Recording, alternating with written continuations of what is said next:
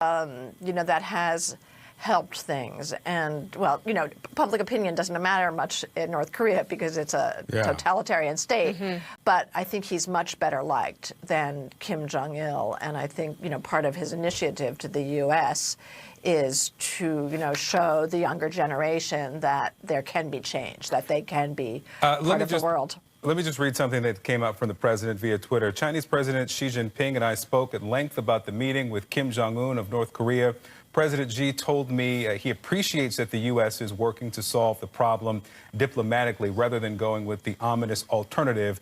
China continues to be helpful. That in just the last minute from the president. But what I wanted to ask you, Barbara, was about this propaganda from the Kim regime. Kim has been feeding the people of North Korea this, vilifying the president. How will they receive now their leader now sitting down with the man who he's vilified for his entire term? I hate to say this, but I think the North Korean people will follow whatever lead comes from their leadership. North Koreans have no access to any outside media. Their television is fixed on one station. They can't get foreign newspapers. They're not seeing all this, back and forth on Twitter.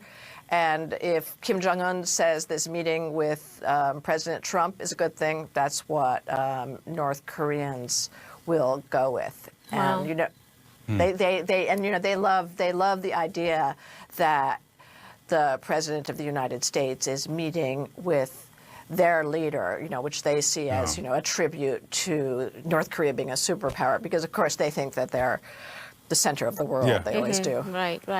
Well, boy, Barbara Denick, author of Nothing to Envy, Ordinary Lives in North Korea is the book. Thank you so much for sharing. Thank you.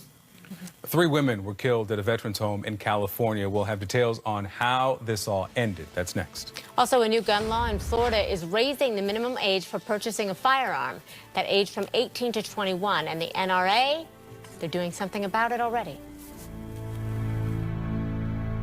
Here's the story of Green Mountain Coffee Roasters Sumatra Reserve, told